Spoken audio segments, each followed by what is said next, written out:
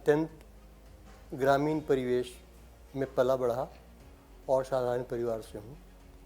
SIS में एक serviceman team के चयन के समय नॉन एक्स सर्विसमैन के रूप में मैं बिहार गृह रक्षा वाहिनी के प्लाटून कमांडर की योग्यता के आधार पर चयनित होकर योगदान करने वाला प्रथम सुरक्षा प्रहरी के रूप में SIS के प्रथम unit Bihar foundry and casting limited में सेवा प्रारंभ करने से लेकर SIS के अन्य व्यावसायिक समन्वय के 36 पदस्थापनों में सफलतापूर्वक कार्य करते हुए अभी निदेशक के पद पर कार्यरत हूँ।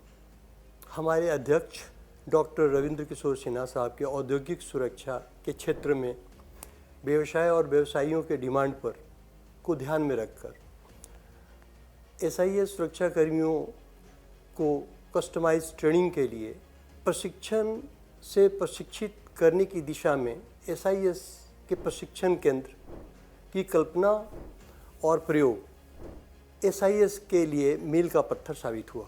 मैं सौभाग्यशाली हूँ कि मेरे प्रशिक्षण केंद्र में पदस्थापन के दौरान लगभग 32,000 से ज़्यादा सुरक्षा कर्मियों सहित लगभग 200 GTOs प्रशिक्षित हुए, जो आज SIS के संस्थापन संचालन में महत्वपूर्ण भूमिका निभा रहे हैं।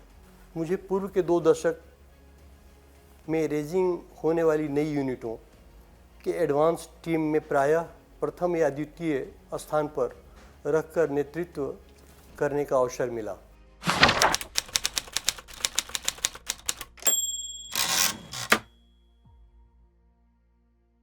इंडस्ट्रियल सिक्योरिटी के सेगमेंट में हम लोगों ने काम प्रारंभ किया तो हम लोगों के परफॉर्मेंस को देख के और भी इंडस्ट्रियलिस्ट की डिमांड आनी शुरू हो गई। क्योंकि प्रारंभ में इस सिक्योरिटी कंपनी में एक्स सर्विसमैन और एक्स पुलिसमैन को ही इनरोल किया जाने का प्रोविज़न हमारे चेयरमैन ने किया था, लेकिन जब इंडस्ट्रीज की रिक्वायरमेंट और इनकी जो ट्रेनिंग आर्मी और पुलिसमैन की थी वो थोड़ा सा मिसमैच होने लगा कि उनकी डिमांड और एक्सपेक्टेशन डिफरेंट टाइप का था और ड्यूटी भी कुछ अलग हटके थी। तो उसको ध्यान में रखकर चेयरमैन साहब के ध्यान में आया कि हमें एक अपना प्रशिक्षण केंद्र शुरू करना चाहिए जहां हम इंडस्ट्रियलिस्ट के रिक्वायरमेंट के अकॉर्डिंग यंगस्टर को ट्रेनिंग देके हम उस काम को करा सकें। इस दिशा में जहां मैं समझता हूं कि थोड़ा समय लगा, लेकिन 1983 के मध्याह्न में धनबाद में एक जगह थी खरखरी फायरवर्क्स।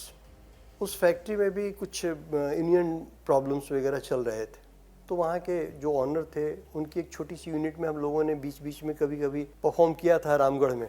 उसका नाम था MPW, मिनरल प्रोसेसिंग वर्क्स। तो वहीं से हम लोग इंट्रोड्यूस हुए थे BP जैन साहब से। मे बी की बिगनिंग में काफ़ी अच्छा उनका जपला सीमेंट प्लांट, जहाँ राजस्थान में एक बजरंग सीमेंट प्लांट करके था, तो इस तरह की काफ़ी इंडस्ट्रीज थी उनके पास। तो उनकी दूसरी यूनिट में जब अनरेस्ट चल रहा था वहाँ पे, तो हुआ कि वो फाइनेंशियल बहुत एक्स्ट्रा बर्डन भी नहीं बियर कर सकते थे। तो वैसी स्थिति में कम से कम मैन पावर में कैसे उनकी प्रेमाइसेस का सिक्योरिटी दिया जा सके, तो उसमें ये हुआ कि ठीक है वो हमें जगह प्रोवाइड कर देंगे। और चेयरमैन साहब के जो एक जहन में चल रहा था कि हमें कस्टमाइज ट्रेनिंग अपने नए और सिविलियंस को देना है, हमारे पास एक सर्विसमैन इंस्ट्रक्टर्स तो थे ही, उनके माध्यम से जो है हम लोगों ने वहाँ पे ट्रेनिंग देना शुरू किया और वहीं से ये प्रक्रिया शुरू हुई। और फिर जो है वहाँ हम समझते हैं कि 7-8 महीने ये हम लोगों ने प्रशिक्षण का कार्यक्रम प्रारंभ किया। बहुत सा इंफ्रास्ट्रक्चर भी नहीं थे हम लोगों के पास।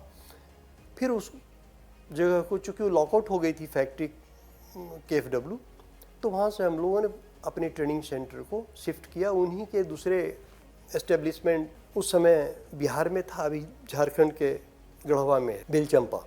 तो बेलचंपा जो है वो आश्रम के रूप में और NGO टाइप जो है वो पहले चलाते थे BP जैन साहब, जब वो किंग थे और इंडस्ट्रियलिस्ट थे। तो लेकिन बाद में जब वो इंडस्ट्रीज की स्थिति अच्छी नहीं थी और जपला भी और दूसरे इंडस्ट्रीज भी जो है अनरेस्ट और लॉकडाउन में चले गए, तो उस स्थिति में सिन्हा साहब के विजन को देखते हुए उन्होंने उस आश्रम की सुरक्षा, चूँकि आसपास के लोग उसको इंक्रोच भी कर रहे थे, तो सुरक्षित हाथ में देने के लिए जो है सिन्हा साहब को निर्णय लिया और हम लोगों ने फुल फेज जो है वहाँ पे ट्रेनिंग सेंटर 84 के आई थिंक एंड ऑफ 84 में हम लोगों ने प्रारंभ किया।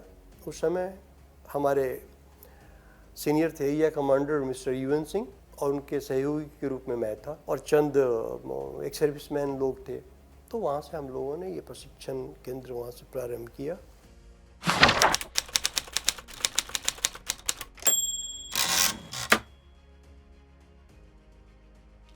लोगों ने प्रेसिस बनाया, तैयार किया कि क्या क्या हम लोगों को ट्रेनिंग देना है। लाइक गेट की सिक्योरिटी कैसे होगी, पेट्रोलिंग ड्यूटी क्या होगा, अगर किसी टावर पे हमारे जवान हैं तो उसकी ड्यूटी क्या होगी, टेलीफोन कॉल्स ऑपरेटर क्या करेगा।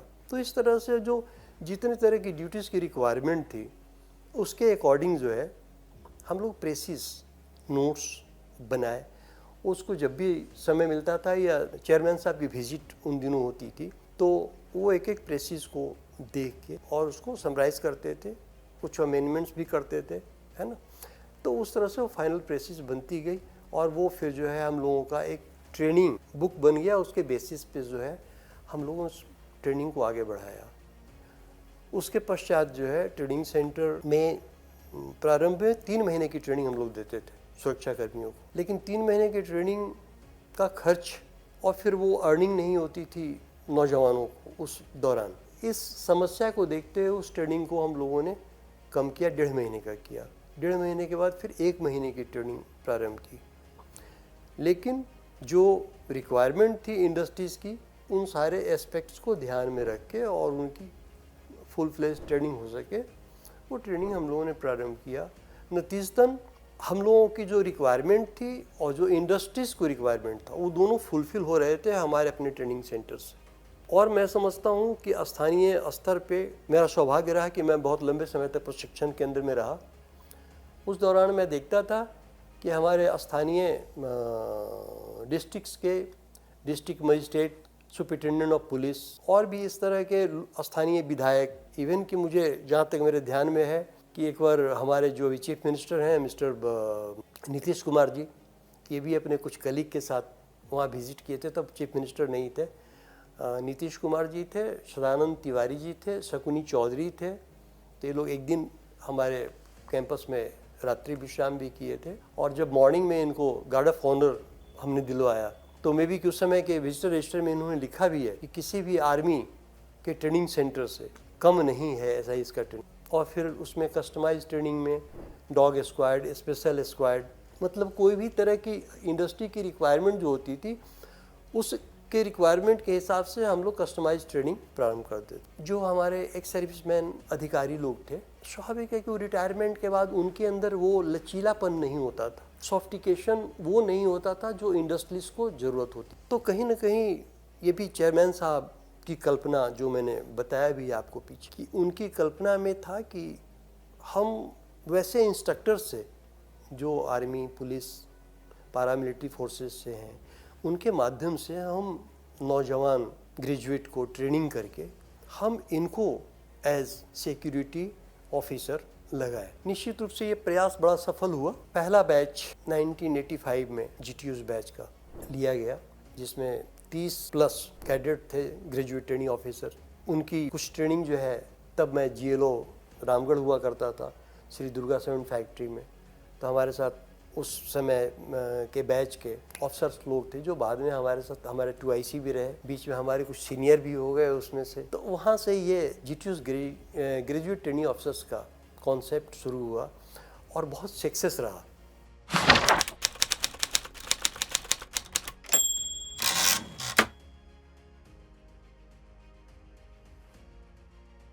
मैं आपको ये भी बताना चाहूँगा कि हम लोगों ने एक बहुत ही चैलेंजिंग काम हमारे चेयरमैन ने लिया था टाटा जमशेदपुर में, स्ट्रे कैटल हैंडलिंग का, जो बिल्कुल हम समझते हैं कि अपने तरह का एक बिल्कुल नया नवीन काम था जिसका कॉन्सेप्ट कहीं था ही नहीं।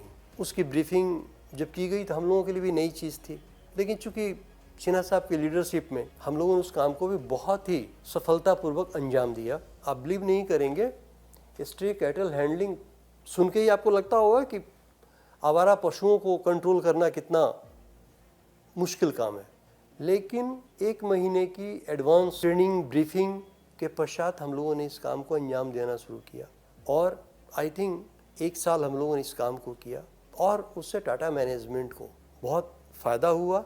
इवन कि पब्लिक, टाटा मैनेजमेंट दोनों का जो सेटिस्फेक्शन था एसआईएस के लिए, उसको आप इस तरह से समझ सकते हैं कि हम लोगों की ट्रेनिंग को और हम लोगों के जुझारूपन को देख के उन्होंने अपने जो उनके कंपनी सिक्योरिटी गार्ड्स थे उनकी ट्रेनिंग भी हमारे सिक्योरिटी टीम के माध्यम से करवाया। उसमें कर्नल यूएन रोहतगी करके एक हमारे यहाँ थे, उन्होंने अपनी टीम के साथ जो है टाटा मैनेजमेंट की जो सिक्योरिटी कंपनीज थी उनको फेज़ वाइज ट्रेनिंग वहीं जमशेदपुर में कराया। मुझे एक और भी कई इंसिडेंट्स हुए उस दौरान, चूँकि तब मैं वहाँ 2IC था और जो GTOs को जिसको मैंने ट्रेंड किया था वो मेरा IC था, यूनिट कमांडर था। लेकिन फिर भी कहीं कोई काम करने में इस तरह के टीम वर्क थी जो प्रायः हम समझते हैं कि गवर्नमेंट सेक्टर में भी देखने को नहीं मिलता है, कि जो कल आपका सबऑर्डिनेट रहा हो आज सीनियर हो जाए तो फिर, लेकिन बहुत अच्छी ट्यूनिंग थी और बहुत अच्छे से काम किया। एक दो बहुत मेजर इंसिडेंट्स भी हुए, लेकिन उन सब को भी बहुत टैक्टफुली हम लोगों ने हैंडल किया। बहुत सेंसिटिव जगह था जमशेदपुर, जहाँ कॉमनल राइट आम बात है हो जाते थे हिंदू मुसलमान के। ऐसे में हम लोग जब स्ट्रे कैटल हैंडलिंग करते थे, इट मीन्स वो सारी गायें जो पकड़ते थे हिंदूज के होते थे। अब उनको लगे कि ये तो बिल्कुल बहुत क्रूएल नेचर के लोग हैं, लेकिन बाद में जब उन लोगों को ये महसूस हुआ कि स्ट्रे कैटल से कितने एक्सीडेंट वगैरह होते हैं, धीरे धीरे जब चीज़ें उनको समझ में आई, और ऐसे भी जब इम्पाउंडिंग करते थे और जब वो अपने कैटल्स को रिलीज़ कराने के लिए आते थे और उनको पेनल्टी देना पड़ता था, तो ये भी उनको ब्रीफ करते थे कि आपने गौ माता को रखा है तो इन्हें 5 रुपये की रस्सी भी उपलब्ध कीजिए और इनको भोजन भी अपने घर में दीजिए, ये आवारा सड़कों पे ना घूमें। अगर आप हिंदू हैं तो ये भी आपका फ़र्ज़ बनता है। खैर उनको भी बात ये समझ में आई और उस पर बहुत अच्छा नियंत्रण हुआ और प्रबंधन ने हम लोगों को इस काम के लिए अप्रिशिएट किया। उसके बाद जो है टाटा ग्रुप में उनके सीमेंट प्लांट में, जो 2 सीमेंट प्लांट उन दिनों में हुआ करता था, जो बड़ा सीमेंट प्लांट टाटा का, और सोनाडी जो अभी अल्ट्राटेक है, इन यूनिटों में मिला, उनके माइंसेस में हम काम करना शुरू किए। तो इस तरह से जो है टाटा ग्रुप में हम लोगों का प्रसार हुआ। जैसे जैसे हम लोग अलग अलग नीचेस के इंडस्ट्री को जब टेक ओवर करते थे तो उसकी रिक्वायरमेंट को पहले एसेस करते थे, क्योंकि हर इंडस्ट्रीज की रिक्वायरमेंट अलग अलग होती है। और बेसिकली उनके सिविलियन सिक्योरिटी गार्ड होते थे या गवर्नमेंट सेक्टर में, प्राइवेट पब्लिक सेक्टर में CISF होती थी, और CISF हर जगह हो ये संभव था नहीं। एक मैं आपको बताना चाहूँगा कि जब मैं रीजनल लाइजन ऑफिसर रांची में था तो HEC का नाम सुना होगा, हैवी इलेक्ट्रिकल रांची में है, तो उसके टाउन डिवीज़न का काम जो है मेरा, चूँकि टाउन डिवीज़न में काफ़ी थेफ्ट्स वगैरह की शिकायतें आती, पावर हुकिंग करके विलेजर्स का और टाउनशिप में लोग लेते थे, फिर वो इंक्रोचमेंट वगैरह की बहुत सा था। तो वो काम मुझे ध्यान आया कि जब मुझे देने के पहले मैनेजमेंट, उनके जनरल मैनेजर थे मिस्टर जैन सिंह, कि सिंह साहब ये काम है, क्या आपकी कंपनी कर पाएगी? तो मैंने कहा कि हमें 1 सप्ताह का टाइम दें, मैं एसेस कर लेता हूँ फिर मैं बताता हूँ। 1 सप्ताह में एसेस कर लिया, अपने चेयरमैन साहब से मैंने डिस्कस किया, चेयरमैन साहब ने उसको जो है समझा और उसके हिसाब से जो है हम लोगों ने अपने कुछ सेलेक्टेड लोगों को ब्रीफ किया, ट्रेंड किया, और फिर उसके बाद जो है आई थिंक 50 के आसपास का स्ट्रेंथ जो है हमने फर्स्ट फेज़ में डिप्लाई किया। चूँकि उस समय मुझे ध्यान है कि HEC को एक CISF पे अबाउट 35 से 40 हज़ार रुपये पर मंथ का एक्सपेंस आता था, जबकि हमारी सिक्योरिटी मैक्सिमम हम समझते हैं कि अंडर 10,000, बात मैं अभी से लगभग 40 साल पहले की कर रहा हूँ। अब उनका एक ETP था, वहाँ पे डिप्लॉयमेंट के लिए जब हम लोगों ने किया तो वहाँ पे फैसिलिटीज़ नहीं थी, जबकि CISF को पहले सारी फैसिलिटी, बैरक होना चाहिए और जितनी भी तरह की एमिनिटीज़ है वो होना चाहिए। हम लोगों के साथ इस तरह की चीज़ नहीं थी, हम लोग रफ़ एंड टफ भी थे और उनसे बेटर मैं समझता हूँ कि ट्रेनिंग की काबिलियत थी। तो हम लोगों ने टेक ओवर किया, धीरे धीरे फैसिलिटीज़ ऑटोमेटिकली क्रिएट हो जाते थे, हम लोगों को भी मिलते थे। जब मैनेजमेंट कन्विंस हो जाती थी कि नहीं ये मच बेटर है, हमारे एक्सपेक्टेशन के अकॉर्डिंग ये काम कर रहे हैं, तो जो फैसिलिटी उनका कमिटमेंट इनिशियल टाइम में नहीं होता था वो भी फैसिलिटी वो हमें प्रोवाइड करते थे। लाइक व्हीकल है, एकोमोडेशन के कुछ पार्ट हैं, तो ये सब एमिनिटीज़ जो है वो हमें प्रोवाइड करते थे। तो जो आपने कहा कि कैसे उसको हम लोग प्रेसिस, तो जो नए तरह के काम मिलते थे उस नए काम को एसेस करके उनके अकॉर्डिंग जो है प्रेसिस हम लोग बनाते थे, और फिर वो प्रेसिस जो है हमारे कस्टमाइज ट्रेनिंग का एक पार्ट हो जाता था, वो हमारे ट्रेनिंग बुक में उसको हम लोग शामिल कर लेते थे।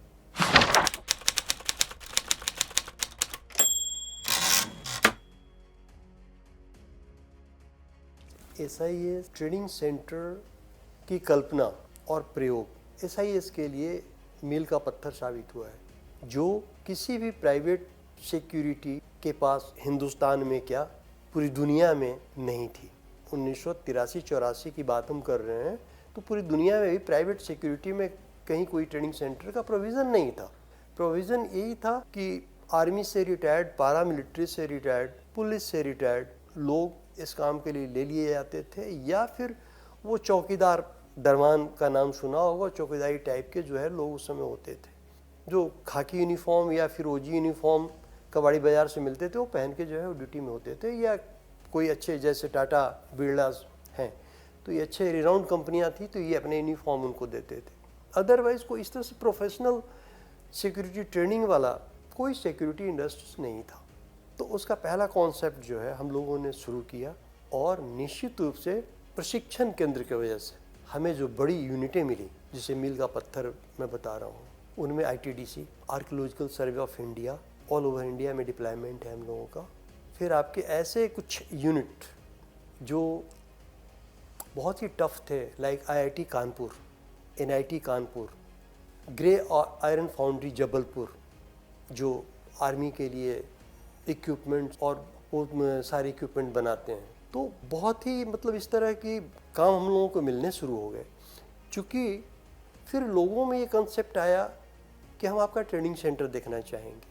मुझे ध्यान है आर्कियोलॉजिकल सर्वे ऑफ इंडिया मिलने के पहले आर्कियोलॉजिकल सर्वे के महानिदेशक IAS ऑफिसर थे मिस्टर अजय शंकर। वो अपने डायरेक्टर एडमिनिस्ट्रेशन और कई अपने सहयोगियों के साथ हमारे ट्रेनिंग सेंटर में विजिट किए।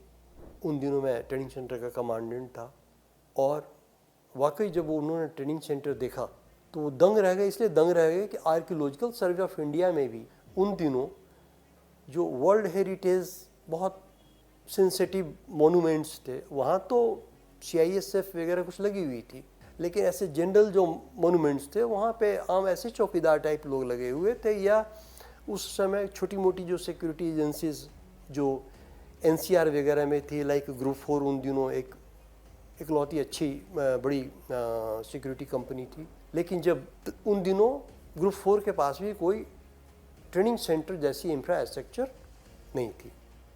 तो वो काम हम लोगों को मिला, और ये बड़े गर्व की बात है हम लोगों के लिए कि जब एक बार एंटर हुए हम लोग आर्कियोलॉजिकल सर्वे ऑफ इंडिया में, उसके बाद से अभी तक कंटिन्यू कर रहे हैं। ताजमहल आगरा में भी हमारी सिक्योरिटी थी।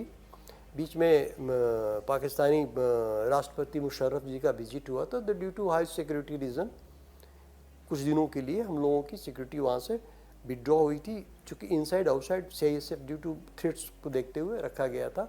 अदरवाइज़ पूरे आर्कियोलॉजिकल सर्वे ऑफ इंडिया में अभी भी हम लोग कंटिन्यू कर रहे हैं। तो ये हमारा ट्रेनिंग सेंटर का बैकअप है, जिसके वजह से आज कंपनी इतनी फ्लोरिश्ड हुई है। और साथ साथ मैं बताना चाहूँगा कि अभी आज के दिन में लगभग 300 से ज़्यादा की संख्या में हमारे ब्रांच ऑफिसेज और regional offices all over India हैं। ये सारे इम्पॉर्टेंट पॉइंट पे संचालन करने वाले हमारे वही ग्रेजुएट ट्रेनिंग ऑफिसर हैं जो ट्रेनिंग सेंटर से ट्रेंड होके निकले हुए हैं। उस ट्रेनिंग सेंटर से निकले हुए मेरे टाइम के जो अधिकारी लोग हैं, अभी आप देखें वो रीजन और कई इंडिपेंडेंट ग्रुप के प्रेसिडेंट्स हैं। बिल्कुल सही बात है, चूँकि बिल्कुल ये अपने तरह की नई चीज़ थी। और जैसा कि मैंने अपने पहले वक्तव्य में बताया कि आर्थिक दिक्कतें थी हम लोगों के सामने, उस स्थिति में एक नई कॉन्सेप्ट को लेके आना, तो आर्थिक स्थिति, आर्थिक चैलेंज जो है और बढ़ जाता है। तो स्वाभाविक है कि हमारे संस्था में पुलिस के बड़े बड़े अधिकारी थे, retired IG, retired DIGs, IB intelligence bureau के लोग थे। तो स्वाभाविक है आप लोगों ने बताया कि ये बहुत मुश्किल भरा काम है, और प्राइवेट सिक्योरिटी का तो कोई कॉन्सेप्ट हम लोगों ने सुना ही नहीं, ये नई चीज़ थी। तो इसलिए, लेकिन डिफरेंस ये था, मैं बताऊं आपको, कि क्यों चेयरमैन साहब को क्यों आत्मविश्वास था कि उसकी आवश्यकता है और चलेगा और कामयाब होगा, और हुआ। उसके पीछे रीज़न ये था कि आए दिन जब कस्टमर से हमारे चेयरमैन मिलते थे तो जो लैप्सेस उनके अपनी सिक्योरिटी कंपनी के आते थे या हमारी सिक्योरिटीज़ के भी माध्यम से उनको जो शिकायतें आती थी, तो उसमें कहीं ना कहीं उन्होंने नोटिस किया कि जब तक इनको एक अच्छे माहौल में, अच्छे ट्रेनिंग सेंटर में कुछ दिनों का स्पेसिफिक ट्रेनिंग नहीं दिया जाएगा, तब तक कस्टमर्स की शिकायतें इस तरह से आती रहेंगी। तो उन सारी चीज़ों को ध्यान में रखकर उन्होंने ये प्रशिक्षण केंद्र का कॉन्सेप्ट लाया, जिससे और लोग सहमत नहीं थे।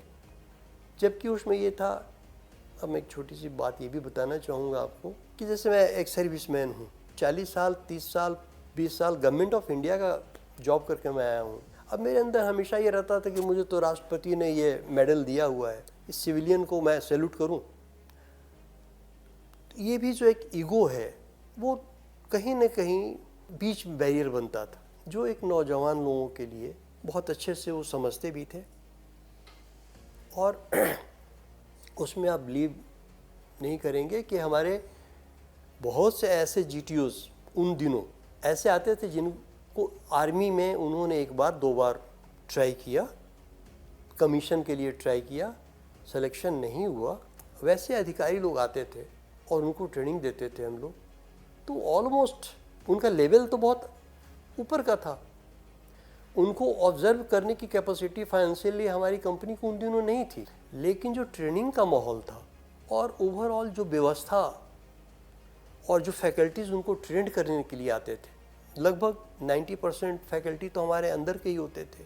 10% ऐसे फैकल्टीज़ जो एक्सपर्ट होते थे अपने अपने सब्जेक्ट के, उनको भी हम लोग हायर करके बुलाते थे ट्रेनिंग देने के लिए। तो वो ट्रेनिंग का जो एक इनपुट है वो उन GTOs को समझ में आती थी, और धीरे धीरे रिटेंशन उनका बढ़ता गया। और आज के दिन में तो अब हमारी कंपनी पूरी तरह से डिपेंडेंट है कि वो बहुत आसानी से हमारे इस कंपनी को संचालित कर रहे हैं। जो अब देखें, जनरेशन गैप भी है। हमारे चेयरमैन ने उस कॉन्सेप्ट को लाया, लेकिन हमारे ग्रुप MD अभी हैं। ग्रुप MD को भी मैं देखता हूँ कि वो हमारे अपने जो GTOs हैं, पहले एक बैचेज होता था, साल में हम बहाल करते थे, लेकिन अब उनकी रिक्वायरमेंट इतनी बढ़ गई है कि साल में हम 2 बैचेज ले रहे हैं, उसके बाद भी रिक्वायरमेंट हम फुलफिल नहीं कर पा रहे हैं। तो इससे अंदाज़ा कर सकते हैं आपकी ट्रेनिंग सेंटर का कितना महत्व है।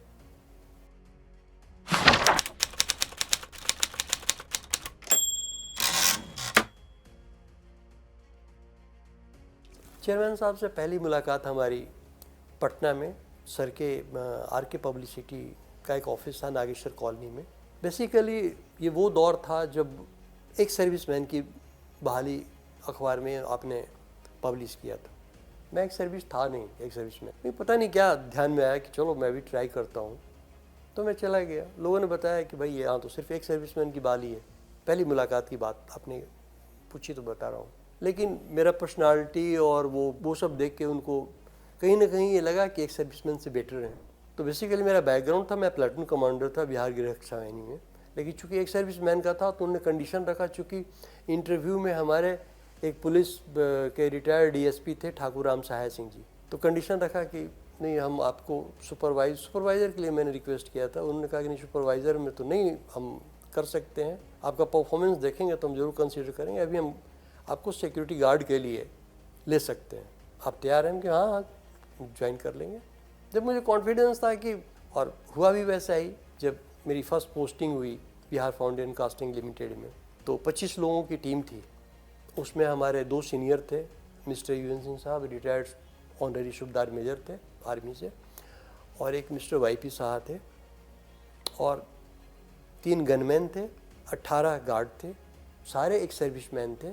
उसमें इकलौता सिविलियन या एक्स बिहार गृह रक्षा वाहिनी के पर्सन मैं था, और बहुत तेज़ी से मेरा प्रमोशन होता चला गया। बीच बीच में दरबार लेते थे। एक मुझे इंसिडेंट ही कहेंगे कि जब हम लोगों ने पहली यूनिट शुरू की थी तो बहुत ही दिक्कत थी मौके पे, चूँकि वो दिसंबर का महीना था, लास्ट वीक।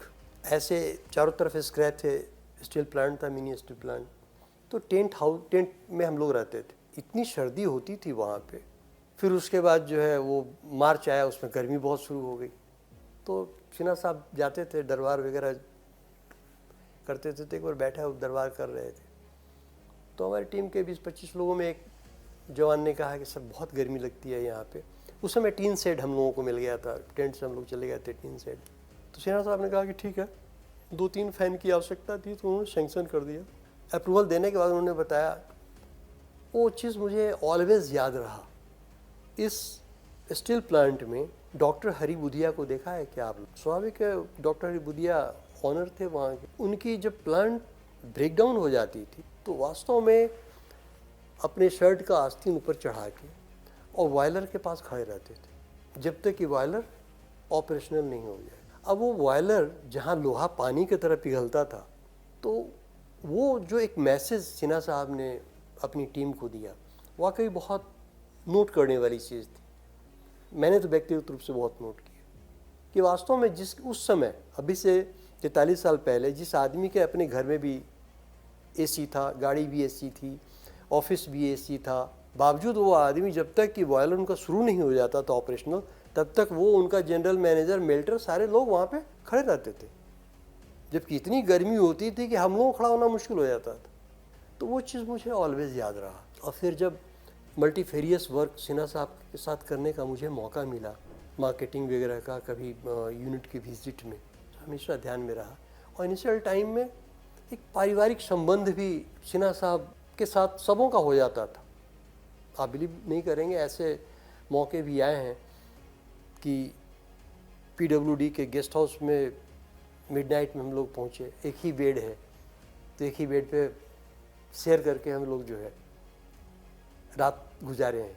तो ये उनका अपनापन भी कहिए, बड़कपन भी कहिए, और एक जो मैनेजमेंट का जो विज़न होता है वो भी, उस चीज़ को मैंने पाया कि ऋतुराज जी के अंदर भी है।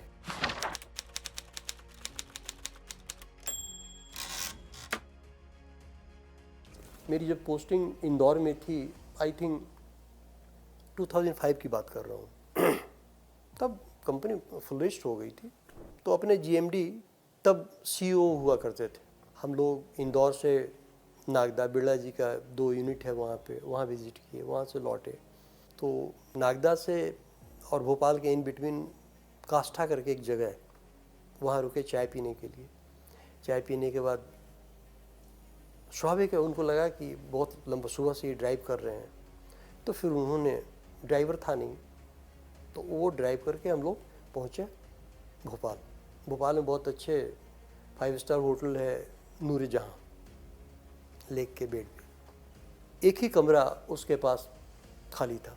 तो ऋतुराज जी के साथ भी मुझे वो मौका मिला। और ऋतुराज जी, मैं हेजिटेट हो रहा था, क्योंकि चेयरमैन साहब का अपना प्रोफाइल था, अपना उनके साथ मेरा एसोसिएशन रहा था, लेकिन ऋतुराज जी के साथ ऐसा कुछ नहीं था।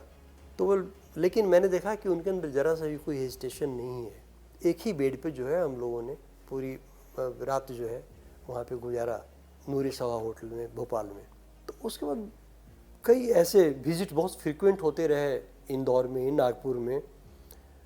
तो मैंने यह पाया कि चेयरमैन साहब के जो गुण थे, वो सारे गुण एज इट इज़ ऋतुराज जी में आए। इवन कि ऋतुराज जी के आने के बाद से जब भी आप बाहर से शिक्षा ग्रहण करके लौटे, तो ब्रांडिंग जो है ना, वो पहला कॉन्सेप्ट था कि हमें ब्रांडिंग करना चाहिए। क्योंकि जितना बड़ा संख्या बल हो चुका था संस्था का, उसको बिल्कुल सिस्टमैटिक ढंग से चलाने के लिए आपकी सोच थी कि इसको ब्रांडिंग करें। और ब्रांडिंग करने के बाद मुझे ध्यान है कि मैं इंदौर में ही था, और लगभग मुझको लगता है 7, साढ़े 7 बज रहे होंगे, शाम तक काम कर रहे थे। तो आपका कॉल गया, तो स्वाभाविक है इन्होंने पूछा कि कहाँ है, बोले कि ऑफिस में है। बोले सर, ये जो 7, साढ़े 7 बजे तक काम करने की जो आप लोगों ने आदत अपनी बनाई हुई है, इसको कम कीजिए। एक रूटीन वे में 9 से अगर 5 काम करना है, 10 से 6 काम करना है, तो उसी टाइम पे काम कीजिए। इससे आप खुद परेशान होते हैं और दूसरे लोग भी अब एज ए रीजनल हेड आप ही अगर बैठे हैं तो स्वाभाविक है कि आपके साथ काम करने वाले वो भी बैठे हैं, तो कहीं ना कहीं कस्टमर का जो कमिटमेंट है वो फेल होगा आपका। तो कई ऐसी चीज़ें जो है प्रोफेशनल, ऋतुराज जी हमारे बहुत प्रोफेशनल हैं, नो डाउट इमोशनल भी हैं, इमोशनल इतने हैं कि इनका नंबर हर एक सुरक्षा गार्ड के पास है, कभी भी कोई भी कॉल कर सकता है, और भले वीआईपीज़ का या कोई इंपॉर्टेंट आदमी उसका कॉल मिस भी कर जाए लेकिन उसका कॉल को रिस्पॉन्स जवानों को जरूर करते हैं। तो ये एक बहुत बड़ी चीज़ है जो डाउन टू अर्थ हमारी मैनेजमेंट को ज़मीन के लोगों के साथ जुड़ी हुई, निश्चित रूप से आज उसके रूप में SIS बट वृक्ष की तरफ फैला हुआ है।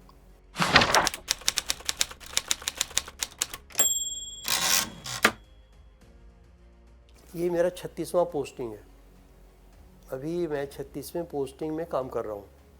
आप समझ सकते हैं कि 36 पोस्टिंग होना अपने आप में, लेकिन मुझे कभी भी कोई इस तरह का इल फीलिंग अभी तक नहीं आया, क्योंकि हर एक पोस्टिंग में वाकई मैंने ये सीखा और मुझे फ़ायदा हुआ कि जो चीज़ें सीखने को मुझे मिली वो शायद किसी मैनेजमेंट इंस्टीट्यूट में भी जाके सीखने को लाखों रुपए खर्च करने के बाद भी लोगों को नहीं मिलते हैं।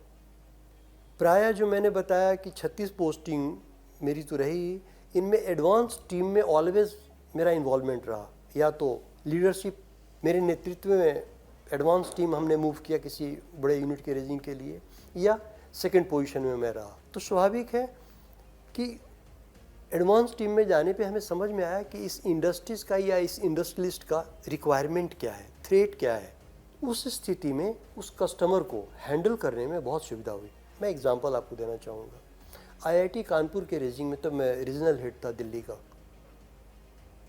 IIT कानपुर के रेजिंग में मैं जब गया तो हमारे साथ 75 सिक्योरिटी पर्सनल थे। हमारे एक कलीग था, जब मैं ITDC होटल की यूनिट को रेज कर रहा था तब वो मेरे साथ सुपरवाइज़र हुआ करते थे, और वो जो है एरिया ऑफिसर का काम नोएडा में कर रहे थे।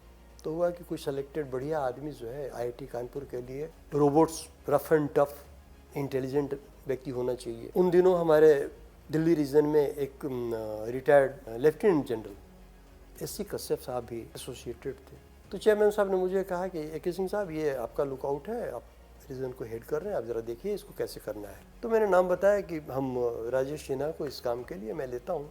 बोले कि वो तो बिल्कुल सेंटिंग पोस्ट में है बहुत दिनों से, एरिया ऑफिसर है नोएडा में, बहुत छोटे से जगह में, नहीं हम समझते हैं कि इतने बड़े मेजर रिस्पॉन्सिबिलिटी वाली यूनिट को संभाल पाएगा।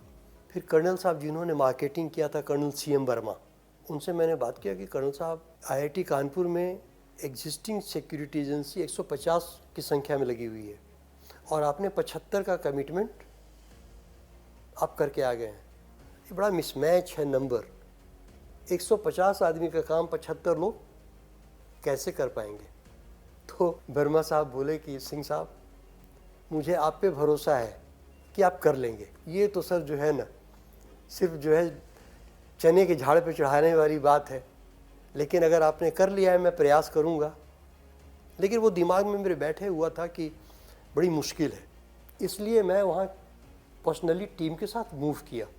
वो 14 अगस्त 1998 की बात है।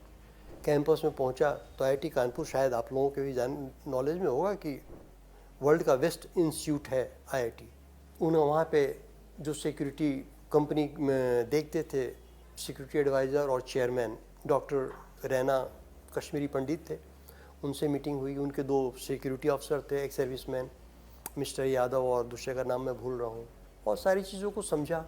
उसके बाद फिर मैंने अपनी टीम को समझाया। उनका जो एरोस्पेस है उसी के बगल में एक खंडहर सा पड़ा हुआ स्टोर था, वो उन्होंने दे दिया, जो रहने लायक नहीं था। लेकिन फिर भी हमने पूरे जवानों को वहाँ पे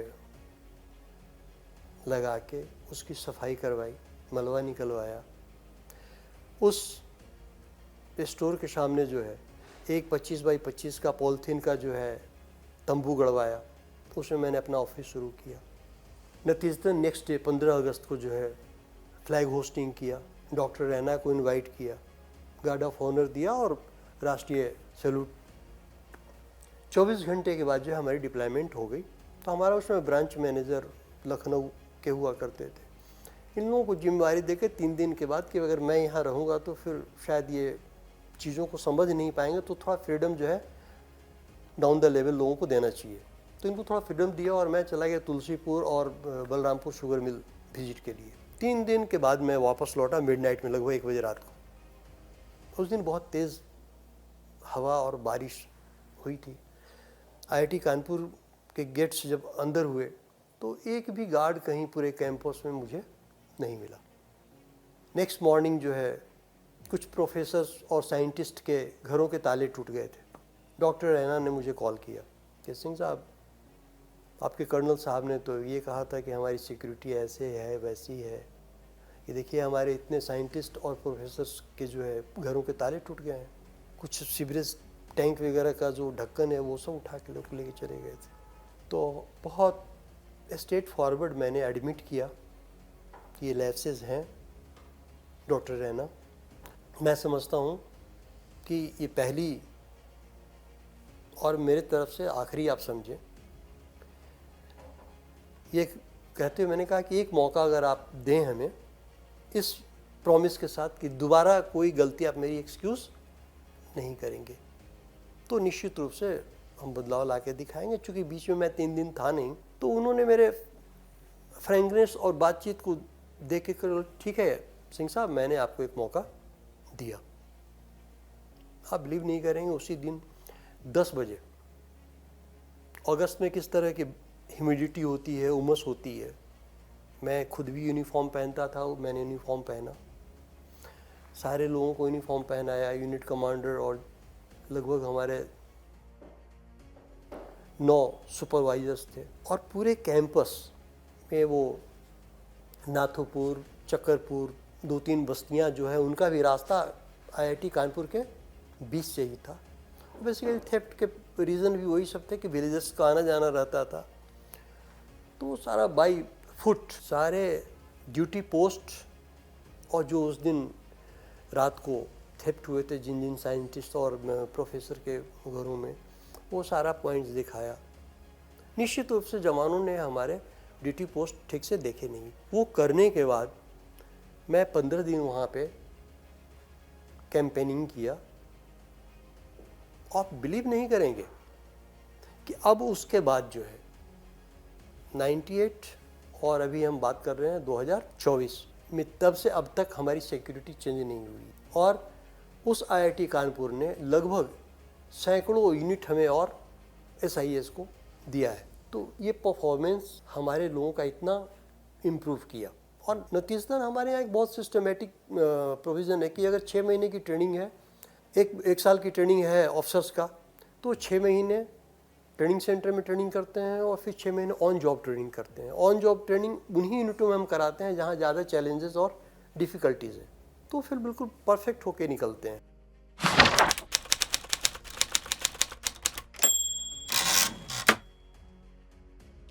हमारी कंपनी और दूसरी सिक्योरिटीज़ कंपनी से सबसे पहली चीज़ तो है कि ट्रेनिंग सेंटर जो हमारे पास है और लोगों के पास नहीं है। अगर कुछ लोग कोट भी करते हैं तो ग्राउंड पे वो चीज़ नहीं है जो हमारे ट्रेनिंग सेंटर के पास है। दूसरा है कि हमारे अपने प्रोडक्ट हैं जीटीओस, और हमारे अपने प्रोडक्ट हैं सिक्योरिटी गार्ड्स, जो दूसरी कंपनीज के पास नहीं है। लेटरल एंट्री से लेने वाले लोग बहुत ट्रस्टवर्दी नहीं होते हैं। तो हमारे लोग जो है हमारी अपनी कंपनी में, हमारे अपने सिस्टम में डिज़ाइंड हैं, ये हमें सबसे अलग करती है। ट्रांसपेरेंसी, हमारी मैनेजमेंट और सबसे निचली पायदान पे जो सुरक्षाकर्मी हैं, इनके बीच कोई डिस्टेंस नहीं है। कई ऐसे अवसर पे आप देखेंगे कि कंपनी जब इतनी बड़ी हो जाने के बाद लोगों को समय नहीं मिलता है, मौका नहीं मिलता है, लेकिन हमारी प्रबंधन डाउन द लेवल जितने भी लोग हैं, आज लगभग 3 लाख की संख्या होने के आसपास है हमारी कंपनी का, 2,85,000 समथिंग तो हो चुकी है जो हमारे प्रोविडेंट फंड के रोल पे हैं। इसके साथ कैजुअल स्टाफ भी जो जुड़े होते हैं, तो लगभग 3 लाख लोग के आसपास जो है हो चुके हैं। लेकिन आप देखेंगे कि कहीं कोई बहुत डिस्टेंस नहीं है हमारी मैनेजमेंट और डाउन द लेवल जो लोग हैं।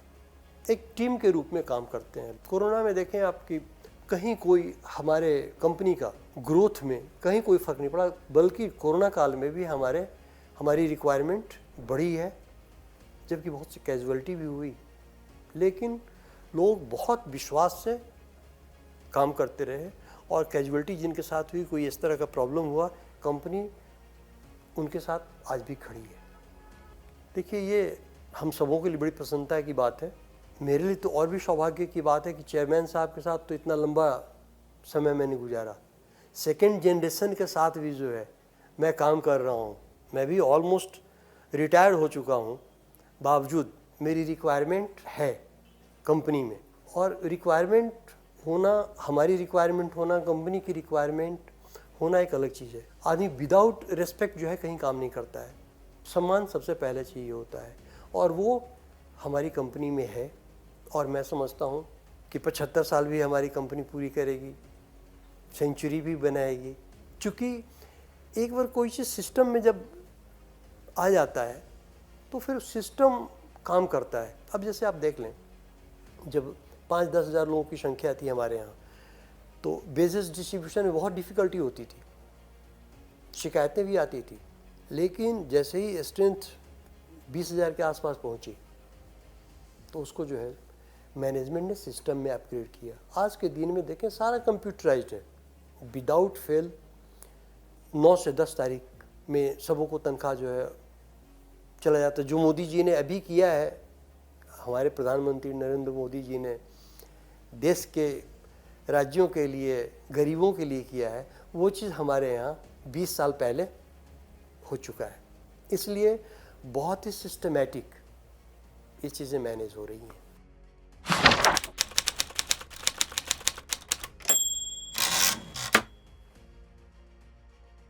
लगभग 3 लाख के आसपास एम्प्लाई हैं, तो आप ये मान के चलें कि इसमें मैं समझता हूँ कि 3 लाख में नहीं भी तो 50% के आसपास बिहार और यूपी से होंगे। बिहार और यूपी की पारिवारिक और सामाजिक व्यवस्था ऐसी है कि एक आदमी कमाता है और 5 लोग बैठ के उनके ऊपर डिपेंडेंट हैं, या जैसे भी हैं। तो आप सोच सकते हैं कि अगर 3 लाख लोग हैं तो कम से कम आप ये मान के चलें कि लगभग इनसे जुड़े हुए, अगर ज़्यादा नहीं मल्टीप्लाई 5 से भी अगर कर दें तो लगभग 10 लाख हो गए। पहली चीज़। दूसरी चीज़ कि ऑल ओवर इंडिया लगभग 300 यूनिटें, 300 branch offices, training centre, regional offices काम कर रहे हैं। बहुत रिनाउंड कंपनी हो गई है SIS। तो हम समाज को तो सर्व कर ही रहे हैं। टाइम टू टाइम कोई इस तरह की चीज़ें होती है, जैसे कोरोना हुआ, बहुत तरह के सपोर्ट, हेल्प जो है कंपनी ने हर जगह हर तरह से किया है। उस कोरोना काल में जब बाहर निकलना मुश्किल था, तो हमारे लोग जो है मेडिकल और फूड्स वगैरह, प्रिपेयर्ड फूड, मैंने खुद भी किया है कोरोना काल में। लोग सरप्राइज होते थे कि इस उम्र में सिंह साहब नहीं करना चाहिए, बाहर नहीं निकलना चाहिए आप, लेकिन हम लोगों ने किया है। हाँ, ऑल ओवर इंडिया जहाँ जहाँ भी हम लोगों की डिप्लॉयमेंट थी, सुदूर क्षेत्रों में या वैसे क्षेत्रों में जहाँ लोग निकलते नहीं थे, तो जिस तरह की फैसिलिटी थी, एम्स में देखें, हमारे सुरक्षा गार्ड को प्रधानमंत्री नरेंद्र मोदी जी जो वैक्सीनेशन के लिए गए तो उन्होंने बहुत तारीफ़ की। उस समय किस तरह का होमवर्क था तो बताने की आवश्यकता है नहीं, बड़ी मुश्किल थी। डिमोटाइजेशन उसके पहले हुआ, उसमें भी जो है पूरे हिंदुस्तान का कैश सर्विसेज SIS ने संभाला, जो बहुत ही अपने आप में मुश्किल काम था। लेकिन चूंकि हम लोग कैश सर्विसेज पहले से कर रहे थे CIT बिजनेस में, तो और ऋतुराज जी के नेतृत्व में बहुत अच्छे से जो है उसको हैंडल किया। और नित्य नए काम करते रहते हैं हम लोग, समाज के हित में बहुत सारे काम ऑलवेज होते रहता है। अभी जैसे छठ हो रहा है, छठ में आप देखें यहाँ दिल्ली में, नोएडा में, इवन पटना में बहुत बड़ा योगदान है SIS का। सेवा के माध्यम से काफ़ी वेलफेयर का काम होता है। इस सेवा का आवश्यकता भी, जैसे ट्रेनिंग सेंटर की कॉन्सेप्ट आया था चेयरमैन को, तो सेवा का भी कॉन्सेप्ट तब आया कि आए दिन कुछ न कुछ इस तरह की इमरजेंसीज जो है सभी के साथ हो जाते थे, जिनको आउट ऑफ वे हेल्प करने की ज़रूरत पड़ती। तो प्रत्येक इंडिविजुअल से बहुत छोटा कंट्रीब्यूशन, मे बी 10 रुपये का कंट्रीब्यूशन जो है उनको अपनी सैलरी से पर मंथ वो करते थे। हम लोग अधिकारी लोग थे, उनके 25 रुपये का कंट्रीब्यूशन होता था। लेकिन कभी किसी को ज़रूरत पड़ गई, कोई इमरजेंसी हो गया, बहुत ऐसी बीमारी हो गई, तो 10 लाख, 20 लाख, 50 लाख, और मैं समझता हूँ आज के दिन में करोड़ों करोड़ रुपए जो है सेवा के माध्यम से हम वेलफेयर जो है करते हैं अपने सुरक्षा कर्मियों। अवसर ट्रस्ट भी उसी तरह से, जो समाज और देश में ऐसे बच्चे, प्रतिभावान बच्चे जिनके अंदर प्रतिभा है लेकिन आर्थिक स्थिति उनकी अच्छी नहीं है, तो उनको निःशुल्क शिक्षा देते हैं। और उसमें बहुत से बच्चों ने अभी IIT वगैरह भी क्रैक किया है। वो भी the Indian public school Dehradun जो है वो भी एक तरह का चैरिटी ही आप समझ लें। लगभग आप मान के चलें कि वो इंस्टीट्यूशन पे फेजेस में बहुत ज़्यादा प्रबंधन ने खर्च किए हैं, और अभी भी हम समझते हैं कि प्रबंधन के माध्यम से स्कूल को प्रतिवर्ष मान के चलें कि काफ़ी आर्थिक सहयोग करना पड़ता है, जिसमें आप मान के चलें कि लगभग हमारे जो बच्चे अभी विद्यालय में वहाँ पे पढ़ रहे हैं उनमें लगभग 40% फ्री ऑफ कॉस्ट पढ़ते हैं। जबकि देहरादून के स्कूलों में हमारे टॉप 10 स्कूल के कैटेगरी में आती है, जहाँ किसी भी साधारण परिवार के बच्चों को पढ़ाना संभव नहीं है। Minimum more than 6 lakh rupees fees, annual fees है। वहाँ पे लगभग मान के चले 40% बच्चे लगभग निःशुल्क पढ़ रहे हैं। तो समाज के लिए, देश के लिए बहुत बड़ा योगदान है SIS की तरफ से। यानी वो हम लोगों के लिए बहुत बड़ा माइलस्टोन था हमारी कंपनी के लिए कि कोई सिक्योरिटी कंपनी शेयर मार्केट में एंट्री हुआ हो, वो भी बहुत धमाकेदार तौर पे। मुझे ध्यान है उस समय 2008 की बात है। 2008 में मैं एक स्पेशल प्रोजेक्ट पे था, बाल लोटा माइंस हम्पी में है। उसी समय ये ऑस्ट्रेलियन कंपनी को हम लोगों ने टेक ओवर किया था। वो भी बहुत बड़ा, ग्रुप MD बताते हैं कि बहुत बड़ा रिस्क था। लोगों ने उनको बताया था कि इसमें तो सब कोलेटरल में जो है आपने दांव पे लगा दिया है, लेकिन कहीं ना कहीं विजनरी थे, कुछ सोच के ही आपने किया था और एक अच्छा प्लेटफॉर्म मिला हम लोगों को। और फिर उसके बाद जो है कई कंपनियों को जो है हम लोगों ने टेक ओवर किया।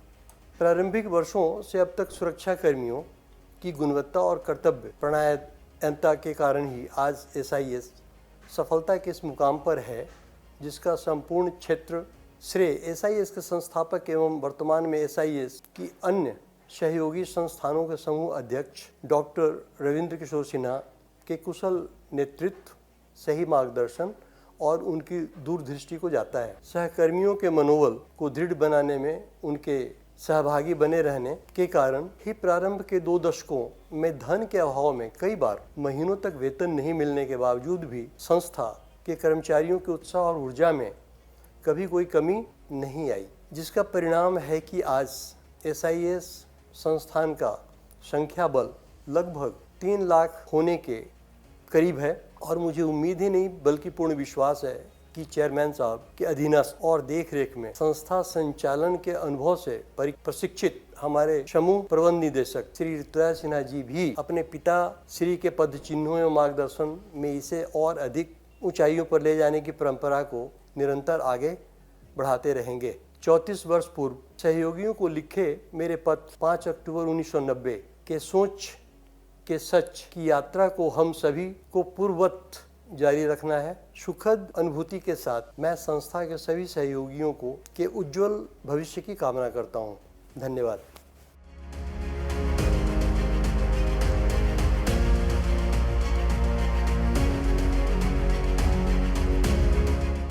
से लोगों को उत्साह बढ़ता था कि हमारे मालिक हैं जो हमारे साथ बैठ करके काम कर रहे हैं, तो हमें और उत्साह से काम करना है। हमारे माननीय चेयरमैन साहब हम लोगों के लिए आज से 10 साल आगे तक का सोचते हैं सर, का भविष्य कैसे बेहतर हो, हेल्थ कैसे बेहतर हो। समाज में छोटा को भी इसमें नौकरी दिया जाता है ताकि उसका परवस्ती ठीक ठाक से चले। और भविष्य उसका उज्जवल हो।